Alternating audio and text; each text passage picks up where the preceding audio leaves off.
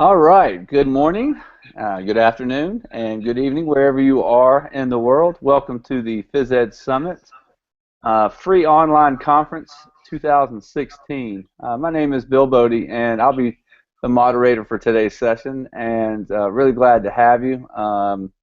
If you're on Tozzle and you have any problems, all you got to do is refresh the page, and all the awesome resources that Mel and Adam are going to share with you are on there as well. So I'm not going to waste a lot of time because they've got a lot of great information for you. And if you would like to ask Adam or Mel some questions on Tozzle, I'll be glad to relay that to them. I'm sure they're on it as well and can answer as they present to you. At the end on Tozzle, there will be the certificate sheet that you can fill out, and also there's 24 hours of PD, so this is just one of about 40. So make sure you go back and spend some time seeing what all the other great presentations.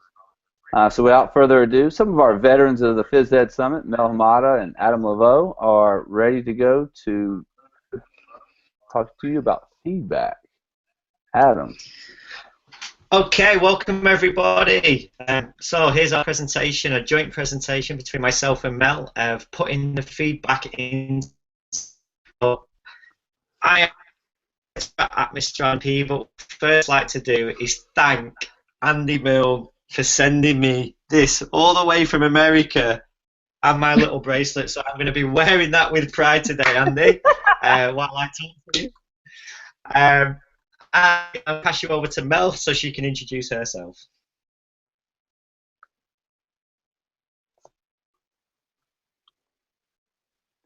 Mel, are you there? Oh, we lost her. We lost her just at the nick of time. Okay, so Mel currently teaches at the International School of Aging, ISB.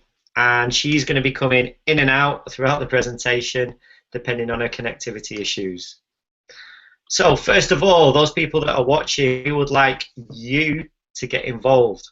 So if you've not already done so, we'd like you to refresh your page, and we would like you to go to slide 4, and we need a little bit of participation from you.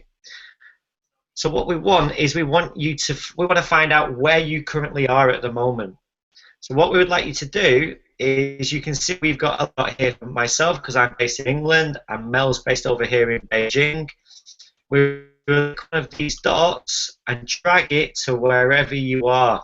So William, do you want to be the first one to go and drag one of those dots?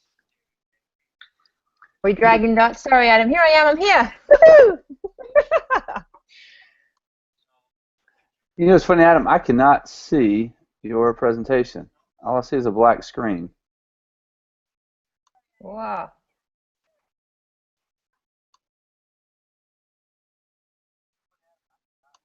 Are we still here, guys? Yeah, I'm here. Adam's dropped out, is he? Oh, people are doing stuff. I can see people on here.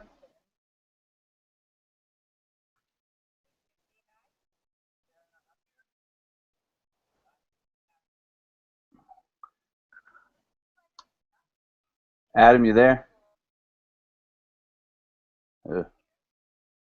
Have we lost Adam? Looks like we may have. Okay. Maybe that's well, how about, well, before I drop out again, which would just be disastrous.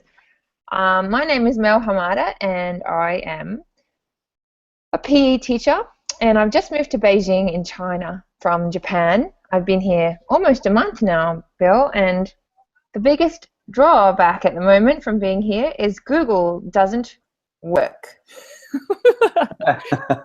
So I've come from a Google school to a Microsoft school. I think they'd like to be Google, but you just can't be in China. So it's a huge learning shift for me. But feedback is I think is everybody's nemesis in PE, I would say, because you're trying to do your very best to give feedback to students. And there's so many variables in how you can do that effectively. I think tonight Adam and I would really like to chat to people about feedback in terms of different approaches to feedback that we can do using technology. There's also the whole loop of feedback about motor acquisition and skill, and we might sort of delve into that a little bit, but I think tonight we're sort of more looking at how technology can assist us with our feedback. I can see people are in the presentation. Can you see the presentation, Bill? I can't because Adam looks like he checked out. And if we need to, I imagine I could get to the Tozzle and I can get to the presentation and then share my link or share my screen if that's okay with you. That's fine with me if that works for you. That might be the same. Well, this works. Jumped out. Here comes Adam. Okay. Let's get back to it. What you doing, mate? It just disappeared on me. Okay. Well, that's what we were wondering. There we go. There we go. All right, so we ready? Yeah. Awesome. So let's see where everyone's from today on slide 5. So we've got a few people from the States. Oh, we've got someone. Is this someone from India? Is that my geography good there? Brilliant. Okay, Mel, do you want to take slide 6? Mate, I'm doing it. Okay. So we're on slide 6. It says here, when it comes to technology, and I'd like you to use 2 different color dots here, so you need to answer both sides. Are you a superstar? Are you comfortable, but you're looking for more ideas? You have to use technology, but you prefer not to. We know a lot of people in that boat. Or the other question we're sort of looking at is, do your students have access to devices? Do you have a device, or you don't have one? Green spot and a pink spot, and add them to the appropriate. That sort of will help us in our conversations with people about where people are up to with technology. Oh, it's a nice mix here, Adam. Oh, it's nice, and I've got to give obviously Mel a lot of the kudos for these amazing PowerPoint slides because I love this interaction, Mel. It's fun, isn't it? Yeah, it's so funny. It really does give you that opportunity to see until someone really messes it up, because I tried something similar in a similar presentation. But it is great when we can see where we're up to. Don't tell people that they can mess it up. Don't tell people that. Actually, this is one of the things I like doing with kids. I know that there's these clickers and there's all kinds of other things out there now where kids can QR code, and I also like to use a thumbs up with my kids. Are you feeling really confident about this, or maybe not so confident about this, and then try and pair them up based on what they come up with. So I like these sorts of things. And it's just great that Google Slides gives you that ability to be able to for them to collaborate. And yes. I've used this at an interview. I've used this for an interview lesson where I had 4 different groups all working on the same PowerPoint slides but giving loads of different information. It was brilliant. Nice. Okay, so the next slide, slide 7, it says, do you use Google in your PE classroom or the gym? When I am interested, I guess, whether, and Adam, I'm not sure what you're interested in too, but I'm kind of interested in whether people use this in a practical setting, and whether they also use it for theory, but not so much in health. I really would like to know if you use it in the PE side of things. Yeah, well, I used Google Classroom quite a lot, especially to show people either videos before or even after the lesson to start a starting point, you know, like a talking point from the lesson. So it definitely does help if we can use Google. So it must be a challenge for you at the moment. Me? Oh, I'm falling apart at the moment, especially all my resources like these that I spent hours and days pondering, and now I can't use any of them. Okay, so great. It looks like we really have got a nice mix within the room today, Mel. Yes, it does. And there's a nice mix of people around the place too, which is fun. Great. So I'm going to carry on. So yeah, something that we need to remember is that technology won't replace teachers, but teachers who don't use technology will soon be replaced. And that was said in 1983. So look where we are now and what we've got to. So we really need to try and get with the kids, so to speak, and try and really tap into the things that they're interested in as well. So what we're going to do today is we're going to be having a look at different types of technology. And we're going to be looking at how we can give and support effective student learning through feedback in PE, through Google Forms, presentations that we've just literally briefly spoke about there, screencasting, iOS and Android apps as well. But what we really need to remember is that we're always looking for that student learning, so how students are engaged and that the meaningful learning is taking place. But how could you offer more diverse types of feedback about how your students are learning in phys ed? So a little something that you could use in one of your lessons is called Poll Everywhere. So if I go to present now, we should have a nice little poll come up. Can you see that poll? Hold on, I'm just going to refresh my screen and see if it pops up. It should say, do you use Google Forms in your phys ed classroom? So what I want you to tweet me at Mr. Adam P with either the answer A for yes or B for no, or you can use the link that's there that says pauleve.com/AdamLaval392. And I would like you to put your vote in. The easiest way is the tweet. Well, they could put in their poll in the Tozzle. Oh, you could do yes. Or they can just tweet A or B and it will register the vote as well.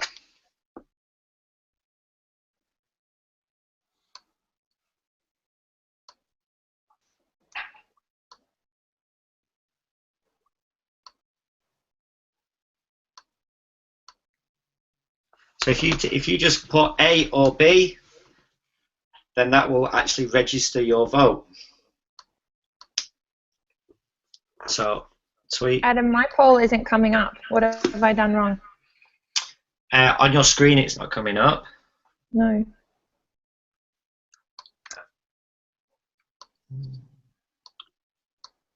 There, we've just got a couple of answers through.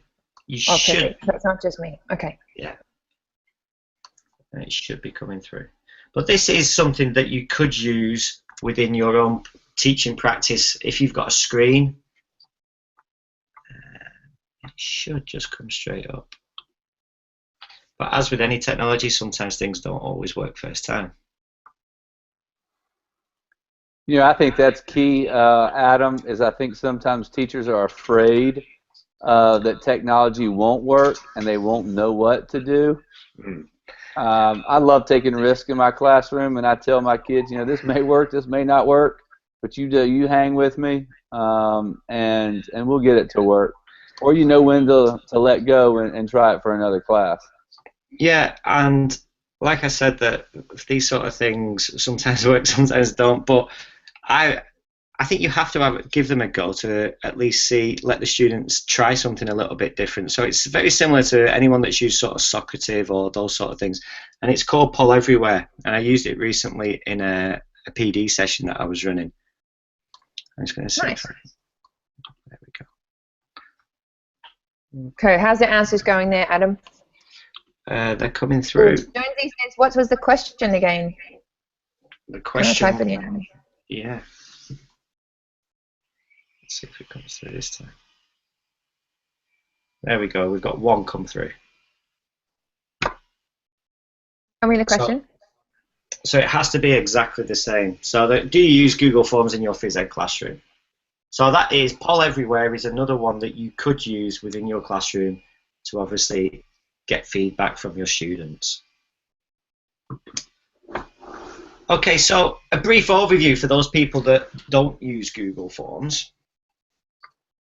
What I really like about Google Forms is you can use them to plan events such as the Phys Ed Summit. You can make a survey or a poll. You can give students a quiz or collect information really easy in a streamlined manner. So where to find Google Forms? So if you go into Google, type in Google Forms, and then as you can see from the GIF here, and I will tell you later how you can make your own GIFs, you can go straight in, go to Google Forms, and they really do have some great templates already set up for you. So once you've decided which template would be the best suit for you, or you can start at one from a blank, you'll have a lot of different types of questions that you can use. So you've got a short answer question. I usually use those as sort of name, email, etc. You've got a paragraph, which you can tell me a little about yourself. You've got the multiple choice question, checkbox. The drop down, I really like the drop down box. It makes your Google form really tidy when you're answering the questions. You've got the linear scale and the multiple choice. They're the main ones that I use. So if you want, you can give it a go. mradamp.com/gforms, and I'll put that in the tozzle that you can have a go at. Hold on. We're going to this link. I'm trying to find it. Here we go. I'm just going to go. I will stick it in the chat. I'll put it in there too. This is where we're going, kiddos. Perfect. And then you should be able to have a go at that Google form. For those people that have never used a Google form before. So nicely done. I actually put the Phys Ed Summit background on. Oh, you're a superstar. And really this is just to let you have a look at how one can be created very quickly. And if you're not using them, there's so many videos online that you can actually watch to show you how to create a Google form, and they really do change the way that you teach. Then when you get really good with a Google form, you can start to look at extra things to help you with that feedback process. And some of the main ones that I use as a feedback process to try and automate your practice and give you some of that time back is Flu Brew and Super Quiz. And basically, if you've got a quiz that you would need to be the kids to take, sometimes that can take a long time for you to obviously grade those quizzes. It could be something on the rules or how an athlete does a certain aspect of a sport.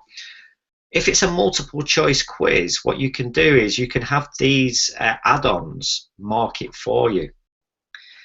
So Flu Brew could basically, the kids do the Google form, and then Flu Brew can mark that quiz and give the answer straight back if that's what you wanted. So that would take away some of that process to obviously take the time away, and you can spend that little bit more time with the kids. How do you use them, Mel? Google Forms? Yeah. I have not used Flubberoo. That's on my list for this year. I use Autocrat all the time. Okay. So I'll collect information from kids in a survey, or I get them to hand in their assessment, and then I go to the spreadsheet that's created and I put in my comments, and then I email them all through, or I use that allows you to individualize information for kids. For example, if I know I want them all to have the same paragraph or the same video or something in the document, I can set up my template so that the template has the information that I want everyone to get. So for example, if I was sending out summative grades, I can write down what the benchmarks were that we were being, or standards that we were grading.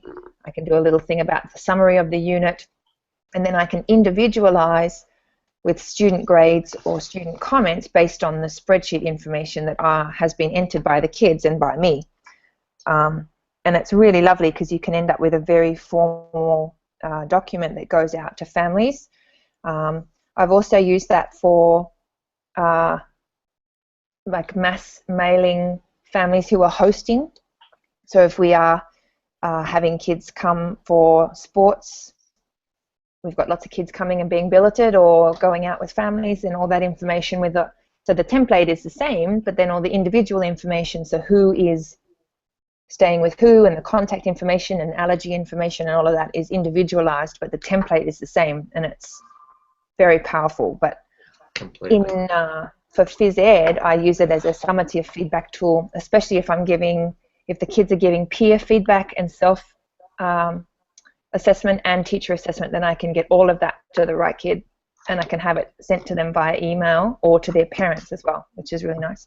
Yeah, it's definitely Google Forms are so powerful once you start using them, and I think one of the big successes for me last year was to actually get a teacher to start using them, and now he'll never look back. He tries to use Google Forms for everything, and I think it gets quite addictive when you actually really do start to enjoy using them, because you can find ways of using them, and you think, oh, I could use a Google Form for that, and I think it's just about learning the process. Yeah, I know Matt Pomeroy has a whole bunch of stuff on his blog too about how he uses them for behavioral management in his class too. So he has this form set up that he can have on his iPad, I'm assuming, and then he'll say, you know, little Jimmy, he saw Jimmy in this class, and then he tells what behavior it is, and it automatically, he has the email, he puts in the parent email and student email, and it automatically sends a certificate of great behavior or whatever it is that he's monitoring to that student. So it happens if you can set it up automatically. It's such a powerful tool to use. Yeah, that's how I have it set up on my website. We have the praise postcards that we used last year in school, and they do things like that. It's nice to be able to do those sort of things. Okay, let's move on, Mel, because we've got so much things to talk about, and we have not got lots of time to talk about them. I don't know about that. Okay. So we're moving on to Google presentations. Google presentations. So I am a big user of Google presentations for feedback for students. So as you've just seen, if you look at slide 19, I like to do a lot of participation, and I like these because they can be, the kids don't have to tell you who they are. It's anonymous. I almost said autonomous, but that's not the right word. It's anonymous. The kids can give you, and then you can make decisions about what you're doing with your teaching. And you can put some sensitive things up there as well. I found that kids will respond if you're gauging them on information about some of the health topics. Do they have an understanding of these things, or do they want more information about maybe things that they would never ask in person? It gives you a chance to, oh, good, some people are using this one. Yeah, so this is one I used in my phys ed summit last year. About using TGFU or GameSense, and it gives me automatically an idea of whether the audience has knowledge in that area and whether you just move on or whether you need to start with that. And the feedback is really important about how you're going to move forward from there. One of the other ways I use it, the next slide is an example of how I explained some of the drills. So this is for a presentation for teachers, but I do this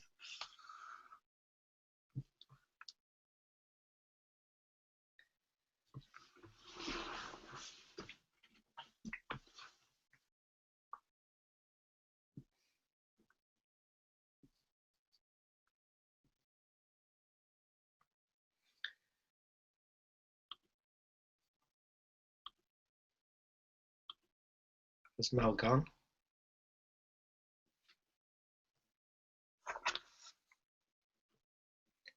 Yeah, it looks like she froze up on us. See if she's coming back in.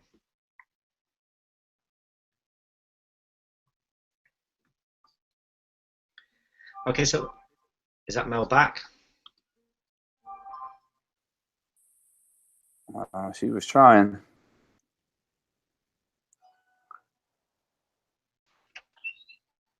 Am I still on, guys? Oh, yes. I'm back. You're back. Okay, sorry about that. So if you have a team that's off, you can set up a number of different slides. So this is an example of one of the slides that you could set up where you're asking the kids to do specific tasks, and then you can monitor kids moving around actively, or you can go and sit with kids and discuss things with them. Or if you are getting them to chat, and the chat feature of Google Slides, then they can have a chat line going on and be adding to that, and you can be coming around and monitoring that either during or after your lesson to see where things were going with that lesson. Do you use Google Slides, Adam, in your classes? I'll be honest, I use them for myself, and if I'm doing if I'm wanting to put some information across. Right. But I have been, like I said before, I used it recently on an actual job interview, And at the interview, it was I wanted all the groups working on the same document so that they all had one resource at the end. So I had one group working on analysis of sport, another group working on the tactical side of sports coaching, etc. And that really worked because all the students were like, "Wow, we didn't know they could use this," because they'd never used Google Slides before because it was an interview. Cool. So it was a great way of them all working on the same resource. Nice. You know, Mel, I use Google Slides in mine as a collaborative tool because, you know, when you use Google Classroom in conjunction with Google Slides and really a lot of other Google documents, you can share to either the class or as individuals. So I'll take a Google Slide, and I've used it in a fitness class, and the kids have to have to show me the correct technique for an exercise. Well, what ends up happening is when the whole class does that, we've created a little mini workout, and they're all personalized. And so that's a really cool way for kids to apply what they're learning and then share what they're learning to create a learning experience for everybody. I agree. And Bill, thank you so much for saying that, because the next slide for me is number 21 here. It says too static. So a couple of years ago, I worked on creating Google Slides for different units that I was running, and this is an example of one from our Invasion Games unit.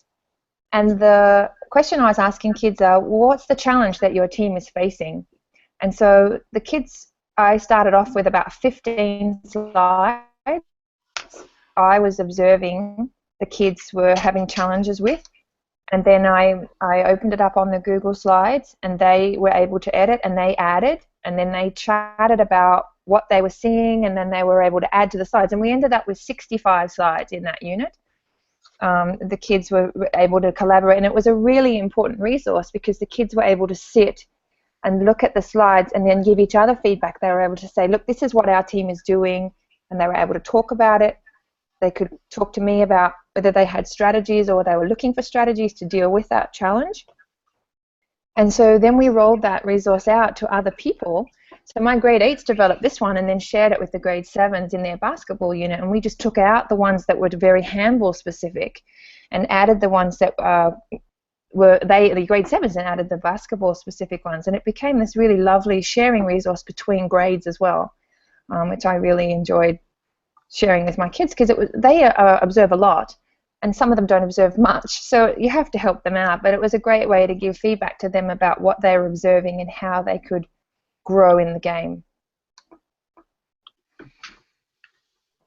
Okay. And then this bottom one, slide 22, in my gymnastics class, we were looking at what makes an aesthetic performance, and I videoed the kids, and then I embedded the videos with my feedback on a slideshow so they could watch each other's and watch their own. And it meant that they could then comment, well, watch, and then I can comment. And we built up this lovely bank of evidence of their growth with peer advice. And we talked about what makes constructive feedback, offering something positive, offering something constructive, offering something positive. And I really liked this way of kids sharing feedback together. And because it's public, it forces them to really consider how they are offering feedback in a digital way, or they could sit with another student and watch and share together. But this was a lovely way of collecting all the videos. I've also done YouTube playlists, but this was a nice way of keeping them in one place for the kids to find them too. Definitely. Okay, so what I wanted to share with you now is something that I delivered recently back here in England, and we did a quick 10-minute presentation on some things that I like to use within my lessons. So for those that are now up to slide 24, BAM video delay. So for those that have never used BAM video delay, Mr. Bode, do you use BAM video delay? Is he still there? We lost Bill. Yeah, I'm here. I muted myself so I wouldn't distract. I don't use BAM video delay, but I do use a lot of video. To be honest with you, an iPad allows you to do the same thing, similar. So I just use that, and I use huddle technique as well, which I forget what it used to be. Yeah, it used to So be. Okay, so basically the beauty of BAM video delay, it turns your iPad into a time delay device. So you can have anywhere from literally half a second all the way up to 2 minutes. And students can then watch that, and as you can see in the picture here, they can watch themselves 4 times. So they could actually have 4 different delays on, so they could watch themselves 4 times before actually moving on to the next thing. So that could be a set shot, it could be any sort of close skill, it could be a jump. There's so many different examples that you can use. So you can either have it on one screen, or you can have 4 different delays on the same screen. So it's great for students to be able just to quickly reflect on performance, but without taking away all the memory on your iPad. So that's something that I would use as a part of a feedback process. Move on to slide 26, huddle technique, what you were just talking about. Huddle technique, there's 2 real videos out there. There's Coach's Eye, there's Huddle Technique. For me, it's going to be Huddle Technique because when I'm talking to teachers, it's free video analysis software. And everybody likes free, don't they? So for me, that's a massive game changer. So to be able to, for the students to be able to see themselves, so you slow that image down, they could compare it to a professional athlete, or they could highlight the strengths and areas for improvement by drawing on the screen. And recording those conversations and saving that and those drawings at the same time, I think that's massive. That is definitely a huge feedback tool that can be used in saving those conversations, because I sometimes feel that the conversations, it's not pre-written and it's there, it's in the moment, and you really get to know what the students are thinking. Do you use either of those 2, Mel? I have used them. I used to use them a lot for summative assessments. So, that, for example, I might get the kids to video themselves doing a skill. Normally it has to be a specific sequential skill, like a throw or I find like a volleyball serve or something you can film easily. So I would get them to video themselves at the beginning of a unit and then again at the end of the unit to see if there's been progression. I mean, we film it also in between that time, but to see that if there's been a really big change. But I think you're right, the conversations are nice, but I have found that these apps are awesome for those formative conversations, and that's sort of where I've centered myself now, thinking about how to use them in a formative setting. I've found because they're so specifically challenging to get off of devices, and if you don't have the kids all having their own device, if you've only got 1 or 2 in your classroom, that those formative conversations are perfect for those these 2 apps. Yeah, definitely. And then really for me, this has been the big game changer recently, and I've seen a lot of PE teachers on Twitter using these, is making those GIFs. And this is a Google Chrome extension. So obviously you'd have to be using Google Chrome. And it just allows me to basically replicate myself hundreds of times. So you could have a GIF of myself doing a forward roll, save that on a Google Drive, and then put that on an iPad or a computer somewhere else around the room, barcode, QR code, and students are then able to go and watch that over and over again. So by making those GIFs, you're sort of replicating yourself as a teacher to show that perfect model hundreds of times. And that can be a real game changer when you're giving students that opportunity to be a coach, be a teacher, giving them that leadership responsibility, and they can use those GIFs as a point of call of going back to. Hey, so Adam. Yes. I use GIFs a lot, and I've started them last year. So some teachers may not be comfortable doing their own GIF, like recording themselves. Yeah. If you get this extension, you can actually use YouTube and create a GIF, and man, the possibilities are limitless. I use them on my Google Forms, I use them on my Kahoots, and so I'm using the same GIF over and over for reviews, for skill instruction, in the test itself, or some type of assessment. And so, yeah, you take one GIF, the possibilities again are limitless. And by using GIFs or even pictures or even YouTube videos in your Google Forms, you're taking your Google Forms to another level again, and you're really enhancing the environment that the students can learn in. So, like you just said, you can use this Google Chrome add-on, this extension, and it can capture from YouTube. So you could be using a professional athlete if that was the case. So a real powerful one there that you should have a look for. But my friend Jared Robinson, the PE Geek, has just recently brought out a new app that allows you to make a GIF from your iPad called Loop It. So I definitely recommend checking that out so that you can make your GIF straight from your iPad. That's a new one that has just come out. Nice. Okay, Mel, back to you. Screencasting. Oh, I'm on again. All right. So I should have put a little slide in here about whether people have used screencasting before. Maybe you can put something in the tozzle about whether you are a screencastaholic like I am and what you like to use. I started screencasting about 5 years ago when I discovered that my EAL classroom, the kids were not benefiting from my feedback, my verbal feedback in class. And I sat down and nutted some ideas out with the EAL and the learning support teachers, and they suggested that I think about some other ways. So I went back and started doing some more reading.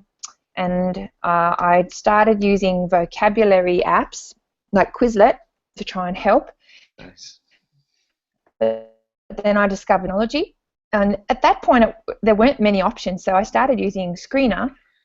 And what I did was I videoed my students doing their gymnastics, and then screencasting allows you, I'm sure you're aware of this, to play your screen and then to narrate over the top, kind of like we're doing now. And then I was able to share that with the students, and Screener had statistics in its ability in the program. So the one of the groups that had some very strong students in it, but who really had limited English, they watched the screencast 52 times. And it really showed me that I needed to be very specific about my feedback and speak clearly, and that the ability for them to sit down with a device and to watch the video and to get feedback more than once was very powerful. And so I really began ensuring that I was doing a screencast of these performances regularly, formatively, and then it didn't matter if I did it summatively or not, is what I discovered, because the kids needed the formative feedback along the way. So slide 33 is an example of one of my dance performance videos. You can see the video there. And then on the left-hand side, I had the rubric. So I was able to discuss with the students while the video was on. I could talk to them, and then I could use my arrow to show them on the rubric what I was expecting and why. I could pause the video and explain something to them and then go back to the rubric. So I was really trying to link the assessment to what they could see and really show them what I was thinking and why. And they were then able to have a really detailed conversation with me if they agreed or not. So it was very constructive for both of us to see, or all of us to see, what me as the teacher was looking at and how I viewed that through their performance. So it was a great tool in conversation, and they were also able to see what they were doing from my observation, not just their peer observations. I've gone on to use screencasting for lots of different things. For example, conveying information about what is expected for my kids. So I've created homework explanations. So if I set homework for a class, I will do a quick screencast with the worksheet or the Google Classroom or whatever it is, so I can show them how to access what I've asked them to access. If there are students who are sick or away for sport or music or something, I will go through lesson content with them, either through the Google slide or the GIF or whatever it is, if that's available.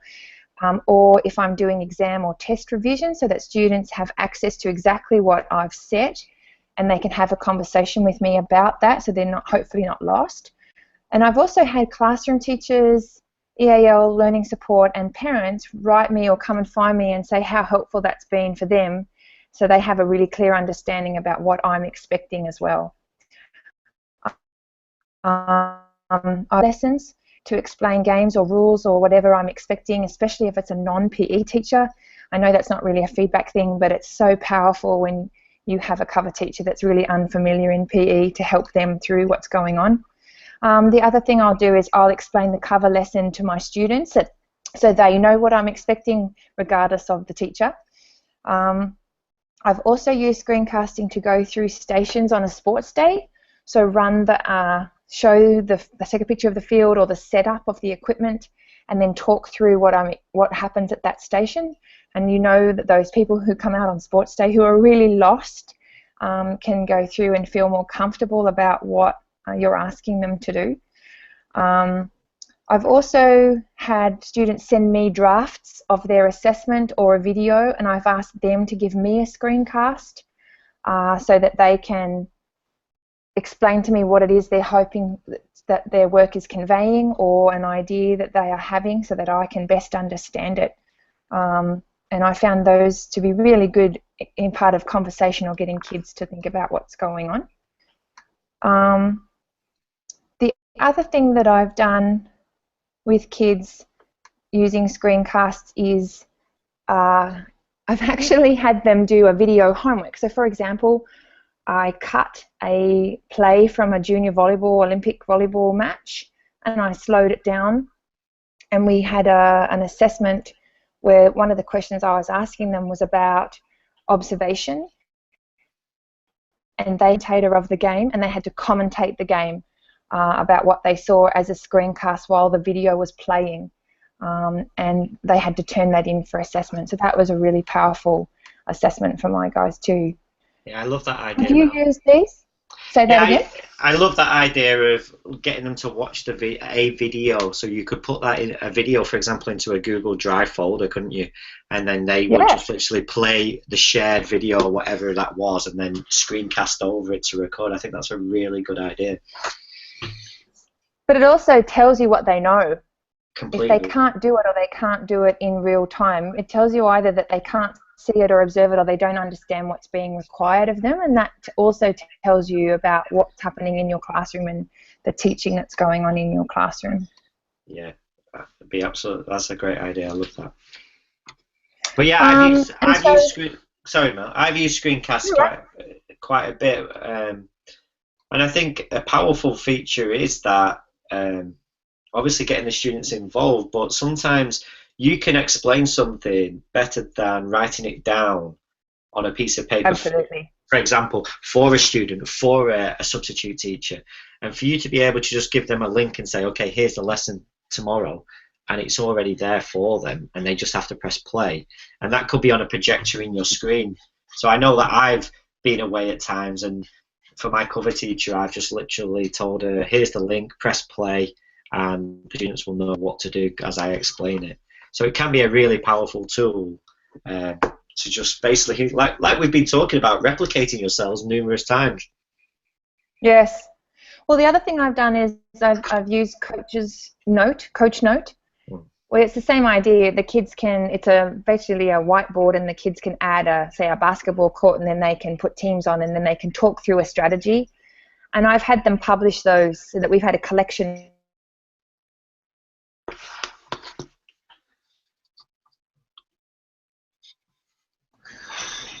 You know, so to add on to a couple of things that y'all were doing, Adam and Mel, that y'all are talking about, I think it's key that when we give feedback, that they have clear expectations. And so that's what I like about the idea of the screencast, because if the kids don't have the clear expectations and then you give them feedback, then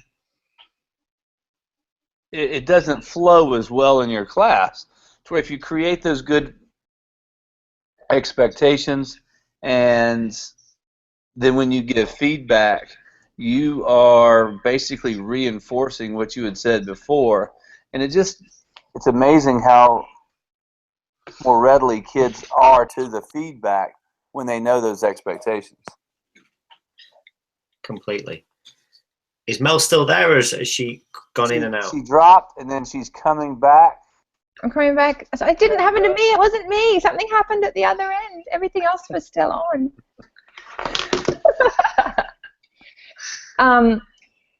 I have found that if I want student app or something in the class, it can take a lot of activity time away to go through how to use Coach's Eye or Huddle or one of those apps. So I will show the kids, I will AirPlay my iPad onto the screen and go through how to use either that application as an instructional video for kids. And I found, or adults, and I found that to be really beneficial as sort of sharing information about how to use an app, which saves you a lot of teacher time. And that's the same thing, how to create videos using your iPad. I have some apps out there, and I've done a whole bunch of how to use them videos so that people can see how they are used without having to be frustrated. You need the visuals, and I think that's really important. And you can also get the kids to make these as part of their awareness of how to use these apps in PE. And so what I've done before is I've got a couple of groups, and Adam, you might be in one group that's looking at Coach's Eye, and Bill, you might be in one group that's looking at Google Slides, and then you have to do a quick how-to tutorial for the other groups, and then they're up there ready to go for kids.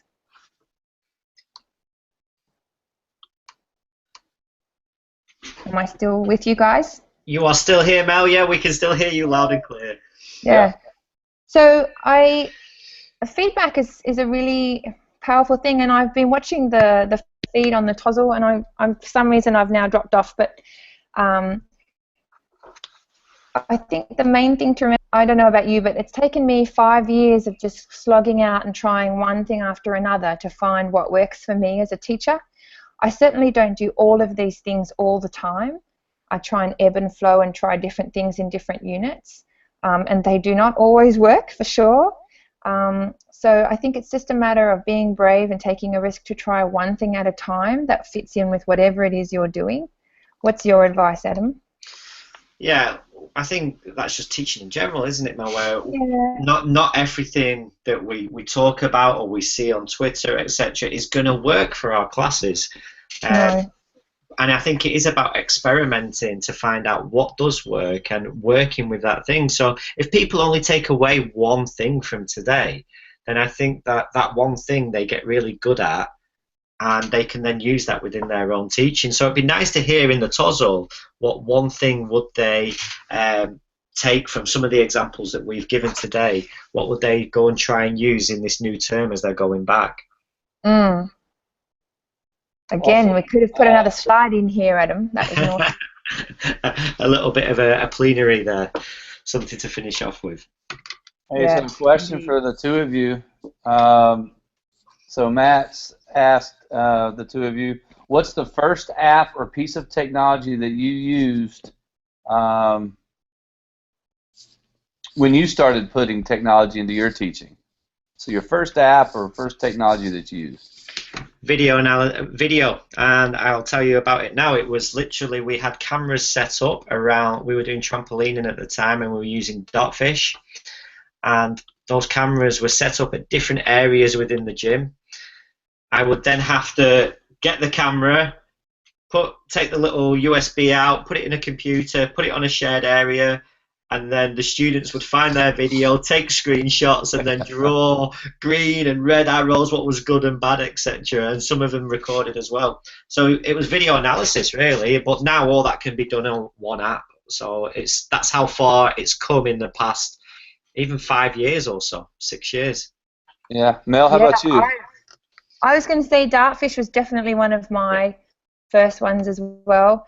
But it was such a convoluted process, and now there's so much quicker things on iPads out there now. The other one that I used Dartfish for, I'm not sure if you used it as well, Adam, was to take statistics of people in my class.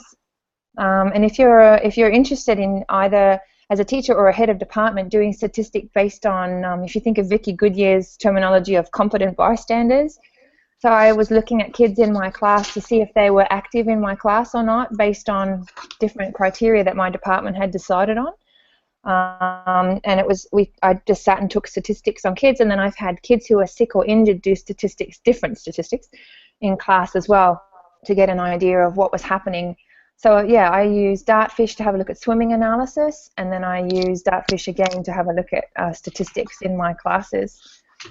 It was so funny, Mel, though, when you used to get Dartfish set up, and it used to take for hours because the camera would have to be hardwired to the computer, and then you'd have to tag it, and I used to have things all in plastic because we were swimming, and the kids would. Oh no, it was a nightmare. Yep, not good. But it's interesting, isn't it? Because Jared's a good friend of mine too, and he really pushed me to be much more video focused.